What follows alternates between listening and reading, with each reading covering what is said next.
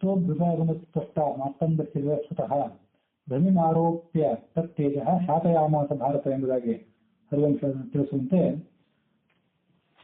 ಆ ಸೂರ್ಯನನ್ನ ಸಾಣಿಕಲ್ಲಿನ ಮೇಲೆ ಏರಿಸಿ ಅವನ ಅಧಿಕವಾದಂತಹ ತೇಜಸ್ಸಿನ ಭಾಗಗಳನ್ನೆಲ್ಲವನ್ನು ಕೂಡ ಕತ್ತರಿಸಿ ತೆಗೆದ ಆ ವಿಶ್ವಕರ್ಮ ಸ್ಪಷ್ಟ. ಈಗ ಸೂರ್ಯನ ರೂಪ ಬದಲಾಯಿತು, ಆತನ ಮುಖ ಕೆಂಪಾಯಿತು. ಆ ಹೆಚ್ಚಾದಂತಹ ಮುಖರಾಗ ಏನು ಹೊರಗೆ ಬಂದಿತ್ತಲ್ಲ, ಅದರಿಂದ ಮುಂದೆ 12 ಆದಿತ್ಯರು ಕೂಡ ಜನಿಸಿದರು. ತಥೋ ಗರ್ಭಾಸಿತಂ ರೂಪಂ ತೇಜಸಾ ಸಂಹೃತೇನ ವೈ ಕಾಂತತರಂ ದೃಷ್ಟಂ ಅಧಿಕಂ ಶುಶುಭೇ ತಥಾ ಮುಖೇ ನಿರ್ವರ್ತಿತಂ ರೂಪಂ ತಸ್ಯ ದೇವಸ್ಯ ಗೋಪತೇಃ ತತಃ ಪ್ರಭೃತಿ ದೇವಸ್ಯ ಮುಖಮಾಸೀತ್ ತುಲೋಹಿತಂ. ಅದಾದ ಬಳಿಕ ಸೂರ್ಯನ ಮುಖ ಕೆಂಪಾಗಿ ಕಾಣಿಕೆ ಶುರು ಮಾಡಿತು.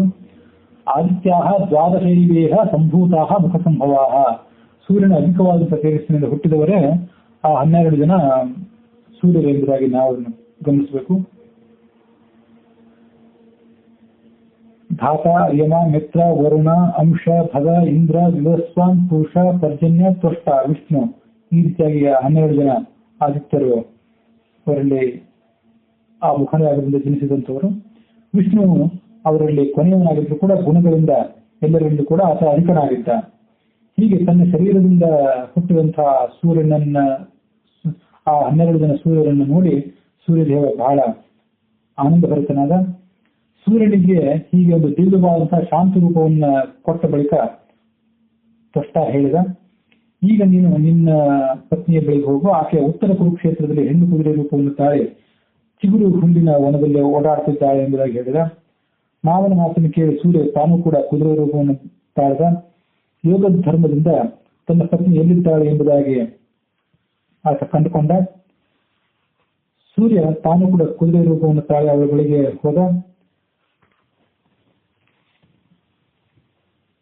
ಸತಥಾ ರೂಪಮಾಸ್ಥಾಯ ಸ್ವಭಾರ್ಯ ರೂಪಲೀಲೆಯ ದದರ್ಶ ಯೋಗಮಾಸ್ಥಾಯ ಸಾಂಭಾರ್ಯಾಂ ವಡವಾಂತತಃ ಅದೃಶ್ಯಾಂ ಸರ್ವಭೂತಾನಾಂ ತೇಜಸ ನಿಯಮೇನ ಚ.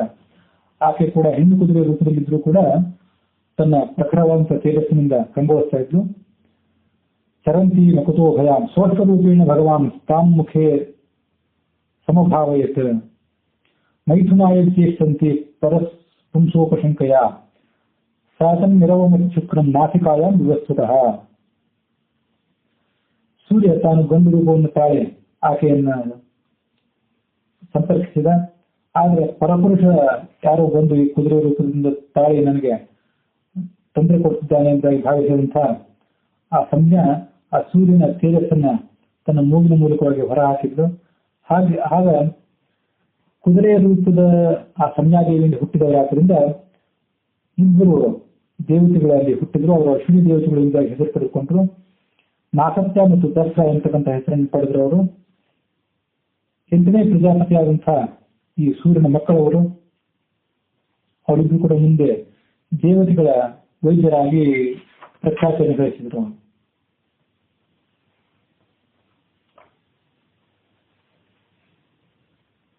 ಮುಂದೆ ಸೂರ್ಯ ತನ್ನ ಆ ಕುದುರೆ ರೂಪವನ್ನು ಉಪಸಂಹಾರ ಮಾಡಿಕೊಂಡು ತನ್ನ ನಿಜವಾದಂತಹ ಶಾಂತವಾದಂತಹ ರೂಪವನ್ನು ತೋರಿಸಿದ. ಅವರಿಗೂ ಕೂಡ ನಯನ ಮನೋಹರನಾದಂತಹ ಪತಿಯನ್ನು ನೋಡಿ ಬಹಳ ಸಂತೋಷ ಆಯಿತು. ಈ ಕಡೆ ತಾಯಿಗೆ ಕಾಲನ್ನು ತೋರಿಸಿದ್ರಿಂದ ಮಾತೃಶಾಪಕ್ಕೆ ಗುರಿಯಾಗಿ ದುಃಖಿತನಾಗಿದ್ದಂತಹ ಯಮ ತನ್ನ ಧರ್ಮ ಕಾರ್ಯಗಳಿಂದ ಎಲ್ಲರನ್ನೂ ಕೂಡ ಸಂತೋಷಪಡಿಸಿದ. ಧರ್ಮೇಣ ವಂದಯಾಮಾಸ ಧರ್ಮರಾಜ ಯುಗ ಪ್ರಜಾಹ ಸಲೇಭಿ ಕರ್ಮನಾಥೇನ ಪರಮೇಣ ಮಹಾತ್ವಿತಿ. ಹೀಗೆ ಅತ್ಯದ್ಭುತವಾದಂತಹ ಧರ್ಮಾಚರಣೆಯನ್ನು ಆತ ಮಾಡಿದ್ರಿಂದ ತನ್ನ ಮಹತ್ವದ ಕಾರಣದಿಂದಾಗಿ ಆತ ಪಿತೃಗಳಿಗಿಂತ ಮೇಲಿನ ಸ್ಥಾನವನ್ನ, ಪಿತೃಗಳ ಮೇಲಿನ ಒಡೆತನವನ್ನು ಪಡ್ಕೊಂಡ ಮತ್ತು ಲೋಕಪಾಲಕನೂ ಆದ.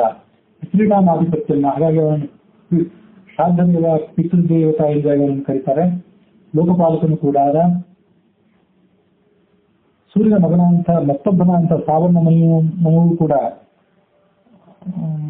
ಮುಂದೆ ಮನುವಾಗಿ ಹುಟ್ಟುವಂಥವನು. ಮುಂದೆ ಬರಲಿರುವಂತಹ 8ನೇ ಮನ್ವಂತರಕ್ಕೆ ಆತ ಮನುವಾಗಿ ತನ್ನ ಆಡಳಿತವನ್ನು ಮುಂದುವರಿಸ್ತಾನೆ. ಈಗ ಆತ ಮೇರು ಪರ್ವತದ ಶಿಖರದಲ್ಲಿ ಕೂತ್ಕೊಂಡು ಘೋರವಾದಂತಹ ತಪಸ್ಸನ್ನು ಮಾಡ್ತಿದ್ದಾನೆ. ಸಾವರ್ಣ ಮನುವಿನ ತಮ್ಮನಾದಂತಹ ಶನೈಶ್ಚರ ಏನಿದ್ದಾನೆ ಆತ ನವಗ್ರಹಗಳಲ್ಲಿ ಒಬ್ಬನಾದ. ನಾಗತ್ಯರು ಅಂದ್ರೆ ಅಶ್ವಿನಿ ದೇವತರು ನಾಗತ್ಯ ಮತ್ತು ದಸರು ಇದ್ರು ಕೂಡ ಸ್ವರ್ಗಲೋಕದ ವೈದ್ಯರಾದರು. ತ್ವಷ್ಟು ಸೂರ್ಯನಿಂದ ಕತ್ತರಿಸಿ ಹಾಕಿದಂತಹ ತೇಜಸ್ಸಿನಿಂದ ವಿಷ್ಣುವಿಗೆ ಚಕ್ರವನ್ನ ತಯಾರು ಮಾಡಿಕೊಟ್ಟ. ಆ ಸುದರ್ಶನ ಚಕ್ರಕ್ಕೆ ಎಲ್ಲಿಯೂ ಕೂಡ ತಡೆ ಎಂದರೆ ಇರಲಿಲ್ಲ. ಸೂರ್ಯ ಮತ್ತು ಸಂಧ್ಯಾದೇವಿಯರ ಕಿರಿಯ ಮಗಳಾದಂತಹ ಯಮಿ ಎಂಬಾಕೆ ಶ್ರೇಷ್ಠವಾದಂತಹ ನದಿಯಾಗಿ ಯಮುನಾ ಎಂಬ ಹೆಸರಿನಿಂದ ಹರಿದಳು.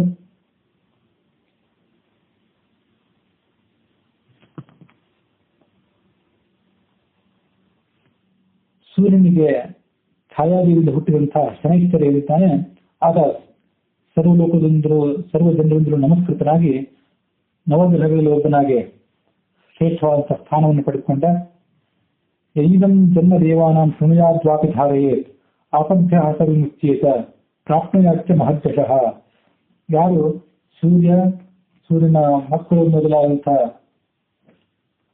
ದೇವತಾಶ್ರೇಷ್ಠರ ಈ ಜನನವನ್ನ ಶ್ರವಣ ಮಾಡ್ತಾನೆ, ಅವನು ಎಲ್ಲ ಆಪತ್ತುಗಳಿಂದ ಮುಕ್ತನಾಗ್ತಾನೆ ಮತ್ತು ಮಹತ್ತರವಾದಂತಹ ಯಶಸ್ಸನ್ನು ಕೂಡ ಪಡ್ಕೊಳ್ತಾನೆ.